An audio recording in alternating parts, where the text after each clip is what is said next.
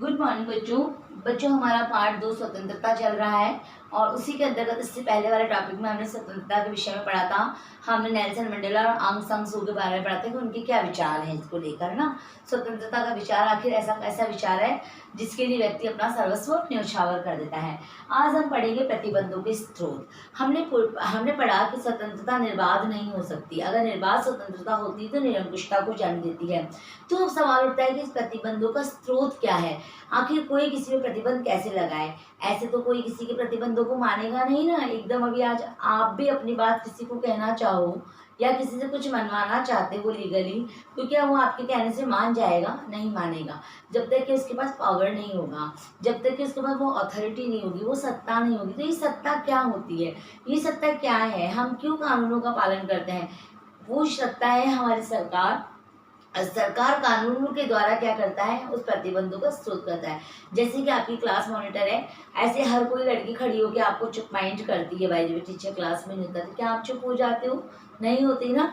तो और अगर मॉनिटर करता है तो आपको चुप होना पड़ता है। क्यों? क्योंकि मॉनिटर क्या होगी, उस समय आपकी सरकार होगी और उसके पास क्या है, कानून है। वो आपको पनिश कर सकती है, आपके पास शिकायत कर सकती है टीचर से, तो आप उसको मान लेते हो तुरंत। तो हमको क्या ये चीज़ समझ नहीं है कि आखिर प्रतिबंधों के स्रोत क्या है। तो इन शॉर्ट में आप इसमें क्या समझते हो? प्रतिबंधों का स्रोत हमारी सरकार है और हमारी सरकार कानूनों के द्वारा स्वतंत्रता पर प्रतिबंधों का लगाती है, निर्बाध स्वतंत्रता पर प्रतिबंध लगाती है। दूसरा टॉपिक आता है कि आखिर हमें प्रतिबंधों की आवश्यकता क्यों पड़ी। अच्छा बच्चों, ये बताओ, आप कहते हो स्वतंत्रता हमारा जन्मसिद्ध अधिकार है, हम स्वतंत्र जन्मे हैं, लेकिन हमें प्रतिबंधों की आवश्यकता क्यों पड़ी, ये बताओ। ऐसा होता था, अगर जब प्राचीन समय में देख लो या अभी भी देख लो, अगर ज़रूरत से ज़्यादा स्वतंत्रता दी जाती है तो मनुष्य क्या होता है, निरंकुश हो जाता है और जब वो अपना मनमाना व्यवहार करने लगता है। जैसे कि आपको स्वतंत्रता दे दी पूर्णतः और कह दिया कि क्लास में कुछ भी करो, तो आप चिल्लाओगे करोगे। लेकिन अगर दूसरा बच्चा पढ़ना चाह रहा है उस समय क्लास में, तो क्या हो रहा है, आपकी स्वतंत्रता उसमें बाधक हो गई। तो व्यक्ति के द्वारा जो कुछ कार्य किए जाते हैं वो क्या होता है, जब दूसरों पे नकारात्मक प्रभाव डालते हैं, दूसरों की स्वतंत्रता में बाधक बनते हैं, दूसरों के विकास में बाधक बनते हैं, तो क्या होता है, समाज की कल्पना की जा सकती है? फिर नहीं की जा सकती। क्या आप अपने परिवार में, आपको आज़ादी है हर तरह की, लेकिन क्या आप पर कोई बाउंडेशन नहीं है? आप क्या जवाब दो? नहीं मैडम, बाउंडेशन है, टाइम पर आना है, अच्छा हमें ड्रेसअप में जाना है ना, सुबह समय से उठना है, नहाना है, पूजा करना है, खाना है। तो ये सब क्या है, ये हमारी स्वतंत्रता पर प्रतिबंध है जो बाउंडेशन के द्वारा नहीं है, हमारे मन पर ही लगाए गए हैं। और अगर इन प्रतिबंधों का अगर अभाव होता है तो जो राज है या समाज है या देश है, वो क्या हो जाएगा, जंगल राज के समान हो जाएगा, जहाँ सब अपनी मनमानी करते हैं, किसी पर किसी का कोई प्रभाव नहीं होता, कोई कानून नहीं होता, सब व्यक्ति जंगली जीवन, असभ्य जीवन, जंगली जीवन, खूंखार जीवन, लड़ाकू जीवन जीते हैं। तो क्या उस नकारात्मकता से बचने के लिए ही प्रतिबंधों का होना आवश्यक है। यानी एक राज्य अथवा एक देश के सभी नागरिकों का पूर्ण विकास होने के लिए कुछ प्रतिबंधों का होना आवश्यक है। हर प्रतिबंध नहीं हो सकता है।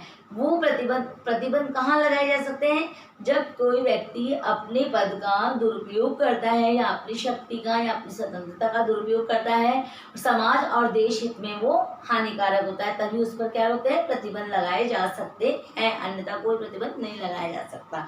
अभी जैसे आप अपने विचार प्रकट करना चाहते हो किसी नेता के बारे में या किसी फिल्म के बारे में या किसी राजनीतिक मुद्दे के बारे में, तो आप पर अगर प्रतिबंध लगा दिया जाए तो क्या होगा, आप अपनी बात नहीं कह पाएंगे। यानी अभिव्यक्त करना पड़ता है, उस चीज़ को बताने की आज़ादी होनी चाहिए कि व्यक्ति जो बता रहा है उसकी बातों को सुना जाए और उस पर रिएक्ट किया जाए।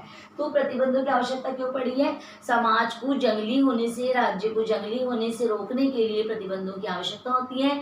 अगर व्यक्ति अपना मनमाना व्यवहार करेगा तो समाज में जंगल राज की स्थिति उत्पन्न हो जाएगी। कोई व्यक्ति किसी के ऊपर कुछ भी अत्याचार कर सकता है।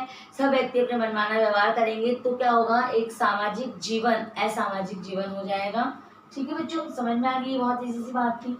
अब एक टॉपिक आता है आर्य सिद्धांत।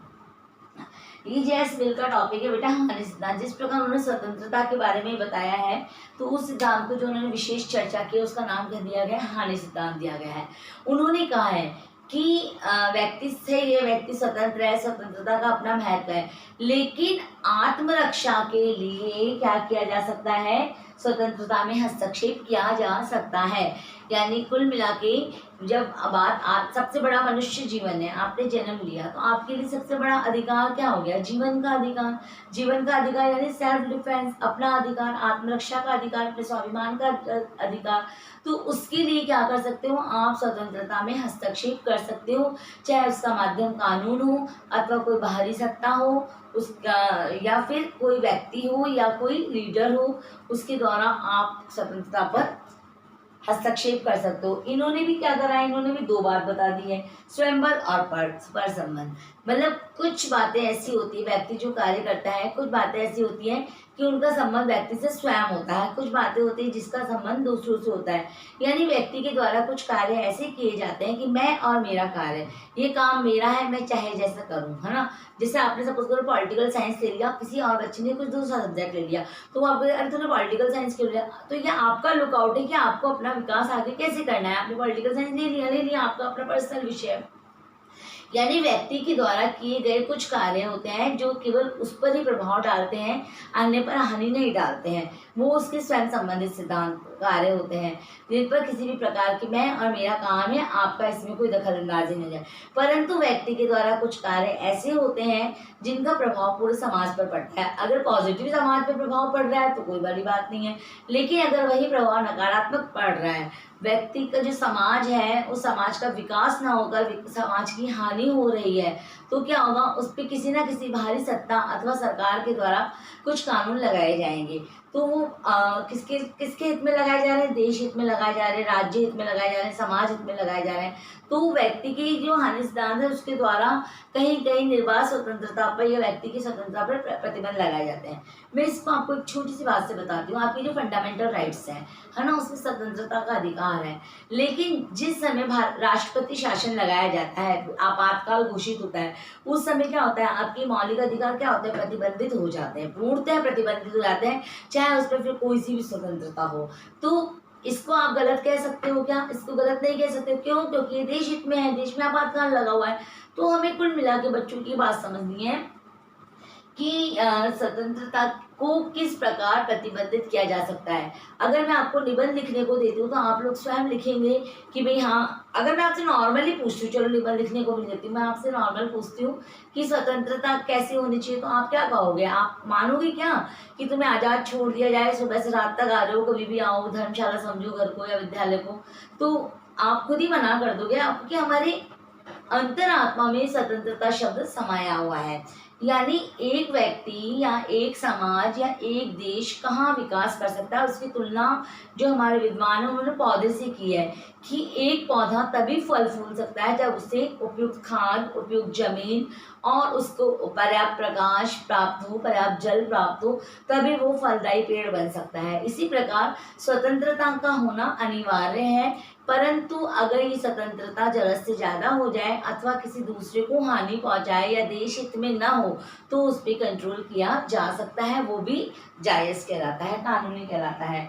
अब सवाल आता है सकारात्मक स्वतंत्रता और नकारात्मक स्वतंत्रता। क्या होता है सकारात्मक स्वतंत्रता? सकारात्मक स्वतंत्रता का अर्थ होता है कि वे सभी कार्य किए जा सकते हैं जो कानून की हद में रहकर किए हैं।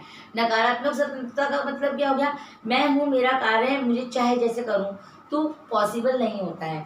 इसमें बेटा ये बात ध्यान रखनी होती है कि कभी कभी कुछ मुद्दे ऐसे होते हैं जो हम आसानी से सुलझा सकते हैं। जैसे मनुष्य जीवन है, हम जो भी कार्य करते हैं उनमें कभी कभी क्या होता है, छोटी छोटी बातों को लेकर झगड़े हो जाते हैं। जैसे झगड़ा हो गया, आप लोग कहीं जा रहे हैं, पार्किंग को लेकर झगड़ा हो गया, सीट को लेकर झगड़ा हो गया, आप अपनी क्लास में भी लड़ जाते हो कई बार।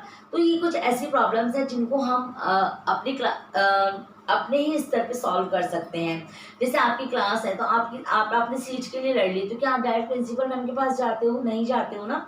तो सकारात्मक स्वतंत्रता और नकारात्मक स्वतंत्रता का अर्थ यही होता है कि व्यक्ति को स्वतंत्रता दी जाती है, लेकिन जब तक वो देश हित अथवा राष्ट्र हित में है तब तक वो स्वतंत्रता है, ये सकारात्मक स्वतंत्रता है। जब वो उच्छृंखल होने लगता है, जब वो लापरवाह होने लगता है, जब वो निरंकुश होने लगता है, जब वो निर्बाध होने लगता है, तब क्या होता है, तब उस पर स्वतंत्रता पे प्रतिबंध लगाया जाता है। जबकि नकारात्मक स्वतंत्रता का अर्थ ये होता है कि मैं चाहे जो करूं, है ना, सकारात्मक स्वतंत्रता क्या कहती है कि क्या किया जाना चाहिए, क्या होना चाहिए। नकारात्मक स्वतंत्रता कहती है कि मैं कहाँ तक कार्य कर सकता हूँ, मैं कहाँ तक आज़ाद हूँ, कहाँ तक मैं आज़ाद हूँ। तो आप एक रूसो व्यक्ति थे, विद्वान थे, उन्होंने कहा था मनुष्य स्वतंत्र जन्मा है लेकिन वो सर्वत्र बेड़ियों से जकड़ा हुआ है। यानी जो मानव है वो क्या है, आज़ाद जन्मा है, लेकिन वो हमेशा देखो सर्वत्र जकड़ा हुआ है बेड़ियों से।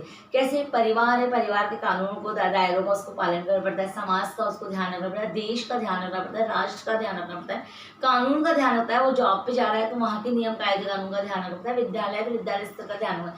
यानी मनुष्य कहीं ना कहीं पूर्ण स्वतंत्र है। स्वतंत्र किस क्षेत्र में है, अपने विचारों को प्रकट करने के लिए स्वतंत्र है, अपने कार्यों को करने के लिए स्वतंत्र। लेकिन वही कार्य जब दूसरे का अहित कर देते हैं, दूसरे के विनाश का कारण बन जाते हैं, तो वो क्या हो जाते हैं बच्चों, वो निर्बाध हो जाते हैं और वो नकारात्मक स्वतंत्रता की ओर जाते हैं।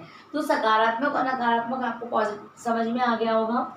अब है अभिव्यक्ति की स्वतंत्रता। जैसा कि मैं आपको बार बार बता रही हूँ, अभिव्यक्ति का अर्थ होता है अपने आप को व्यक्त करना। अभी हम विद्यालय में अपनी कक्षा में 40 बच्चे हों, 40 के 40 बच्चे हैं और मैं आपको कोई टॉपिक दे रही हूँ, सपोज करो मैं वर्तमान सरकार दे रही हूँ, या मैं मानसून दे रही हूँ, या मैं कोरोना दे रही हूँ, तो आप सभी का राइट है कि आप अपने अपने विचारों को व्यक्त करें, है ना।